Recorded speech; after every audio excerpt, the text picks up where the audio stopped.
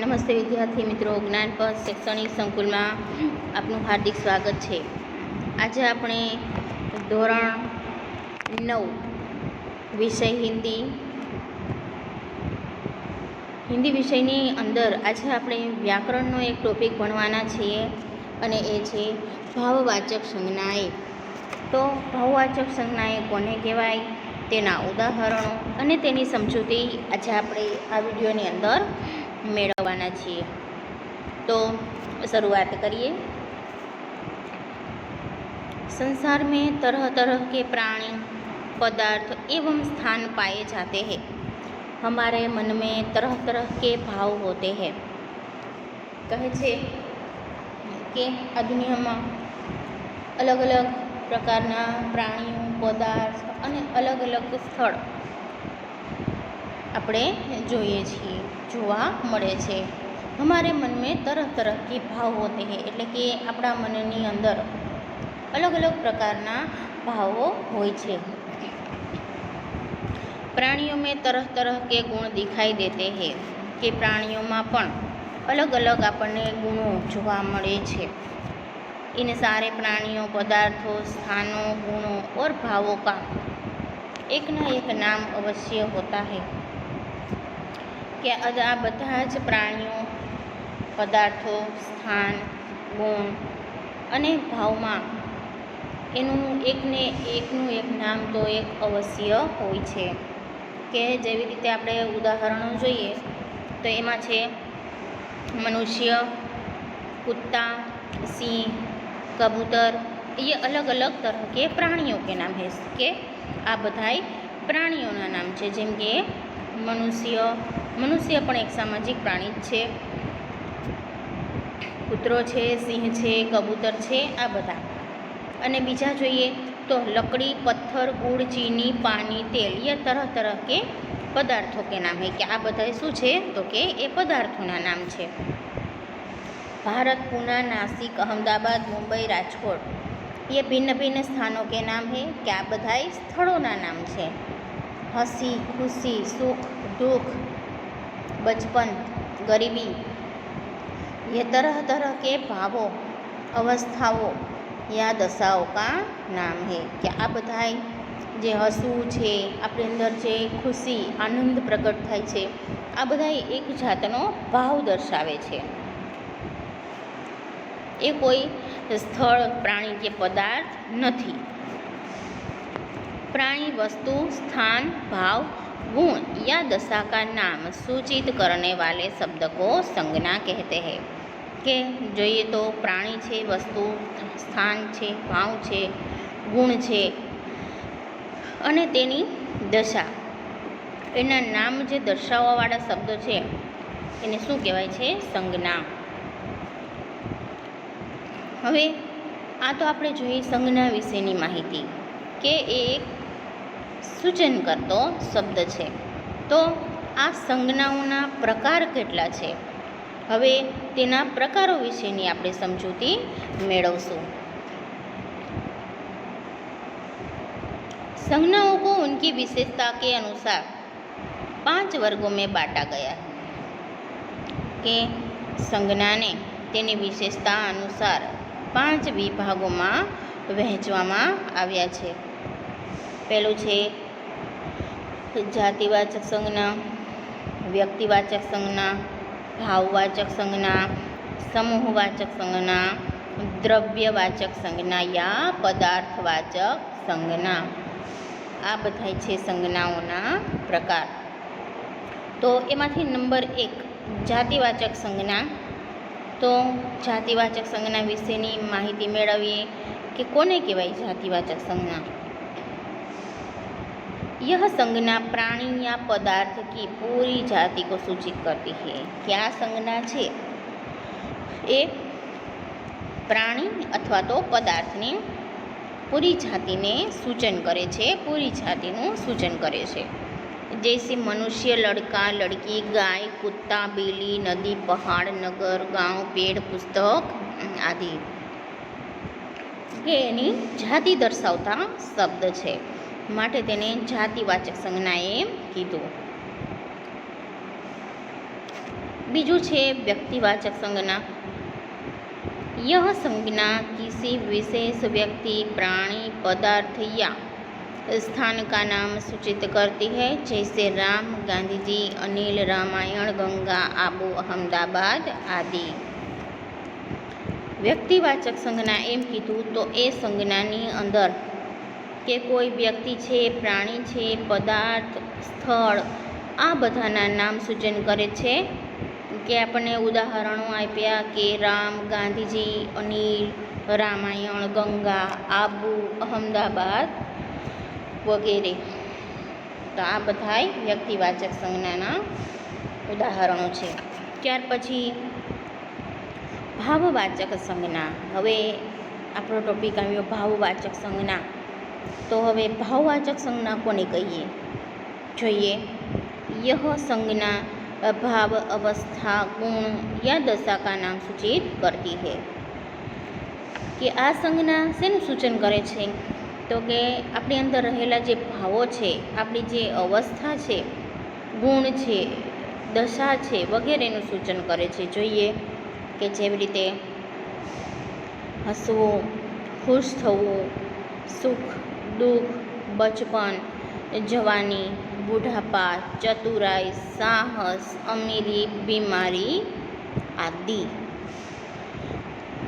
के आ बधा शब्दों छे ए भाव दर्शावता शब्दों छे, तो एने भाववाचक संज्ञा एम कीधुं। त्यार पछी जोईए तो हवे समूहवाचक संज्ञा। यह संज्ञा मनुष्य, अन्य प्राणियों तथा वस्तुओं के समूह का बोध कराती है, जैसे सेना, भीड़, तो मनुष्य के समूह। हवे आ समूहवाचक एम कीधुं। यह संज्ञा मनुष्य, अन्य प्राणियों ने तथा वस्तु, मनुष्य, प्राणी अने वस्तुना जे समूह छे एनुं सूचन करे छे, माटे तेने समूहवाचक संज्ञा एम कीधुं। तो पेलुं ज उदाहरण आप्युं के सेना। तो सेनामां एक करता वधारे लोकोनो समूह होय तो एने मनुष्य के समूह एम कीधुं। झुंड, रेवड़ तो के पशुओं के समूह। झुंड शब्द छे ए कोना माटे वपराय तो के जे पशुओनो समूह होय एना माटे झुंड के रेवड़ एवा शब्द वपराय छे। टूंकमां एक करता वधारे लोकोनो समूह। गट्टर, गुच्छा आदि वस्तुओं के समूह। हवे आ शब्द जे वस्तुओनो समूह होय, एक करता वधारे वस्तुनो समूह होय तो एने शुं कहेवाय? गुच्छा अथवा तो गट्ठर। तो आ हती समूहवाचक संज्ञा। टूंकमां समूह दर्शावता जे शब्दो होय एने आपणे समूहवाचक संज्ञा कहीशुं। त्यार पछी छे द्रव्यवाचक या पदार्थवाचक संज्ञा। यह संज्ञा धातु, खाने पीने की वस्तु, वस्त्राभूषण इत्यादि पदार्थों का बोध कराती है। हवे द्रव्य एम कीधुं। द्रव्यवाचक या पदार्थवाचक संज्ञा। तो तेमां ए संज्ञा छे ई धातु छे, खावा पीवानी कोई पण वस्तु छे ए, वस्त्र, आभूषण आ वगैरे पदार्थनो बोध करावे छे, माटे तेने द्रव्यवाचक संज्ञा एम कीधुं। सोना, चांदी, धातु ए तो आ पदार्थनो बोध करावतो शब्द एटले के सोना, चांदी। तो के ए शेनो बतावे छे, सूचन करे छे तो के ए धातु छे एटला माटे। गेहूँ, दूध, पानी तो आ खावा पीवानी वस्तुओ छे, माटे पदार्थवाचक संज्ञामां तेनो समावेश थाय। ऊन, कपास, कपड़ा, हीरा, मोती, अंगूठी, वस्त्राभूषण की वस्तुएं आदि। के आ बधी शेनी वस्तु छे तो के वस्त्र आभूषणनी वस्तुओं छे, माटे तेने पदार्थवाचक संज्ञा अथवा तो द्रव्यवाचक संज्ञामां तेनो समावेश थाय छे।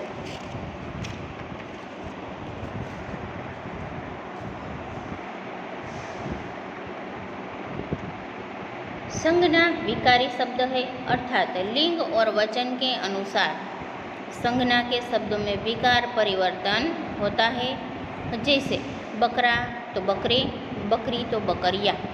तो के हवे आ संज्ञा छे केवो शब्द आपणे कीधो के विकारी, एटले के लिंग अने वचन अनुसार तेमां परिवर्तन થાય છે. તો આપણને એમ કીધું બકરા તો બકરે, બકરી કીધું તો શું આવે એનો જવાબ બકરિયા.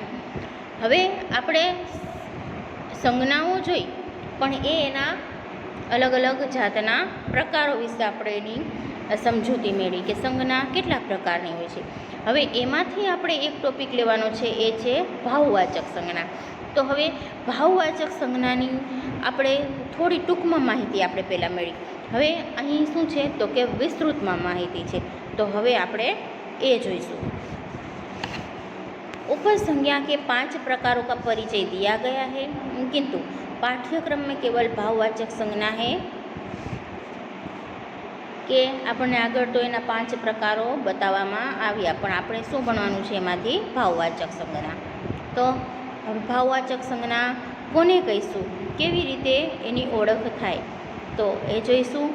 ભાવવાચક સંજ્ઞા ભાવો કા નિર્દેશ કરતી है. આપણે પહેલાં જ જોયું કે ભાવવાચક સંજ્ઞામાં શેનું સૂચન કરવામાં આવે છે, તો કે ભાવ દર્શાવતો જે શબ્દ હોય, આપણી અંદર જે રહેલા ભાવ છે એનું સૂચન કરે છે.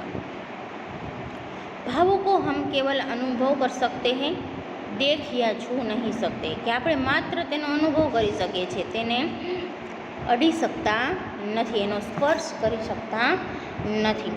જૈસે હાનિ, લાભ, સુખ, દુઃખ, પ્રેમ, કઠિનાઈ આદિ.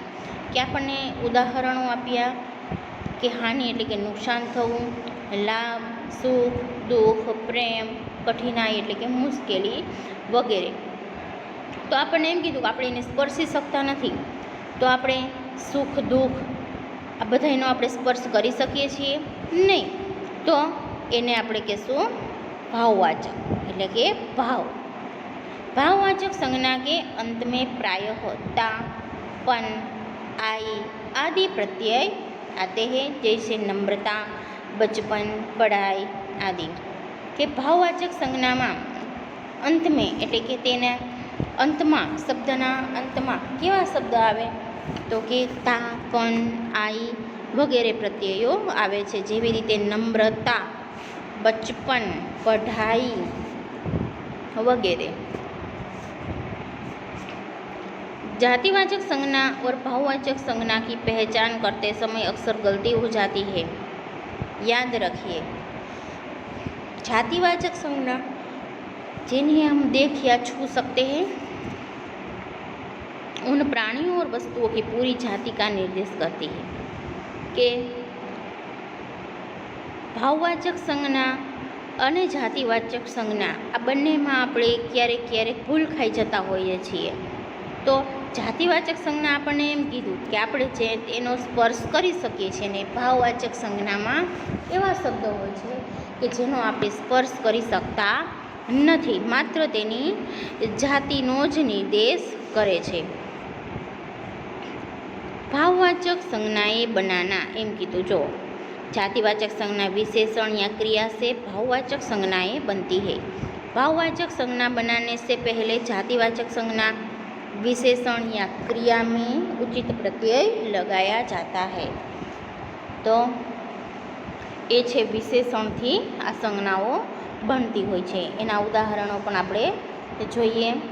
નંબર 1 છે વહ ઇન્સાન હે. તો કે એમાં વિશેષણનો ઉમેરો કરીને જે જાતિવાચક સંજ્ઞામાંથી ભાવવાચક સંજ્ઞાઓ બનાવવાની છે. તો ઇન્સાન તો એ છે જાતિવાચક સંજ્ઞા, આપણે તેનો સ્પર્શ કરી શકીએ છીએ. ઇન્સાન એટલે કે મનુષ્ય. ઉસમેં ઇન્સાનિયત હે. હવે એમાંથી ભાવવાચક સંજ્ઞા આપણે બનાવી, તો ઇન્સાનિયત, તો એમાં ઇન્સાનિયત છે એ એના અંદર રહેલો જે ભાવ છે એને આપણે સ્પર્શ કરી શકતા નથી. બીજું છે મોહન મજદૂર હે. મોહન કોણ છે, તો કે મજૂર છે. હવે એમાંથી ભાવવાચક સંજ્ઞા બનાવવાની કીધી છે. મોહન મજદૂરી કરતા હે. હવે એ મજૂરી કરે છે, તો મજૂરી શબ્દ આવ્યો તો એ ભાવવાચક શબ્દ થઈ ગયો, તો એને આપણે સ્પર્શ કરી શકતા નથી. ત્યાર પછી છે વહ અભી બચ્ચા હે. તો કે એ હજી છોકરું છે. उसमें अभी बचपन है. तो કે એનામાં તો હજી બાળપણ રહેલું છે, તો એ બાળપણનો આપણે સ્પર્શ કરી શકીએ નહીં. ત્યાર પછી છે વહ સચ્ચા સાધુ હે. તો જવાબ આવ્યો ભાવવાચક સંજ્ઞા બનાવતો ઉસમેં સચ્ચી સાધુતા હે. કે એનામાં સાચી સાધુતા રહેલી છે. તો એટલું યાદ રાખવાનું કે જાતિવાચક સંજ્ઞાનો જે શબ્દ હોય તેમાં એને આપણે સ્પર્શ કરી શકીએ છીએ, અડી શકીએ છીએ. જ્યારે ભાવવાચક સંજ્ઞાનો શબ્દ આપેલો હોય તો એને આપણે સ્પર્શ કરી શકતા નથી. જોઈએ, क विभाग के पहले वाक्य में इंसान जातिवाचक संज्ञा है, दूसरे वाक्य में इंसानियत भाववाचक संज्ञा है. इंसान संज्ञा में इयत प्रत्यय लगने पर भाववाचक संज्ञा बनी है કે इयत प्रत्यय લાગીને ભાવવાચક संज्ञा बने છે. ख विभाग के पहले वाक्य में मजदूर जातिवाचक संज्ञा है, दूसरे वाक्य में मजदूरी भाववाचक संज्ञा है. मजदूर संज्ञा में ई प्रत्यय लगने पर भाववाचक संज्ञा बनती है. मजदूरમાંથી મજદૂરી तो ई प्रत्यय लाग्यो માટે તે भाववाचक संज्ञा बने છે. इसी प्रकार ग विभाग में बच्चा से बचपन और ग विभाग में साधु से साधुता भाववाचक संज्ञाएँ बनी है. इसी प्रकार जातिवाचक संज्ञाओं में अलग अलग प्रत्यय लगाकर भाववाचक संज्ञाएँ बनाई जाती है कि अलग अलग प्रत्ययों लगाड़ीने भाववाचक संज्ञाओं बनाववामां आवे छे. तो आ हती भाववाचक संज्ञाओं અને જાતિવાચક સંજ્ઞાઓ કેને કહેવાય, એમાંથી ભાવવાચક સંજ્ઞા કેવી રીતે બને, આ બધી માહિતી આપણે આજે આ વિડીયોમાં જોઈ અને ઉદાહરણ સહિત આપણે તેની સમજૂતી પણ મેળવી. હવે આગળના વિડીયોમાં આપણે એક નવા ટૉપિક સાથે હવે મળશું. અસ્તુ.